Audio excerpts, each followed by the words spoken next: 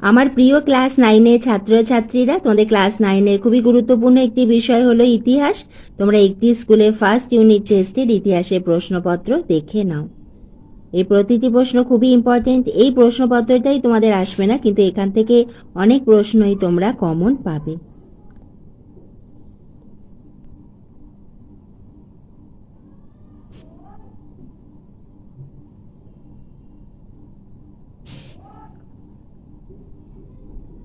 Four মার্কসের প্রশ্ন রয়েছে, বিপ্লব প্রাককালে ফ্রান্সে বৈষম্যমূলক কর ব্যবস্থা সম্পর্কে লেখো। কোর্ট নেপোলিয়ন প্রবর্তনের মাধ্যমে নেপোলিয়ন কিভাবে সাম্যের আদর্শকে বাস্তবায়িত করেছিলেন। এবং 8 মার্কসের প্রশ্নমান 8-এর প্রশ্ন হল, ফরাসি বিপ্লবের প্রভাব আলোচনা করো। এইভাবে আমি তোমাদের ভিডিও দিতেই থাকবো। তুমি চ্যানেলে নতুন হলে চ্যানেলটি সাবস্ক্রাইব করে নিও।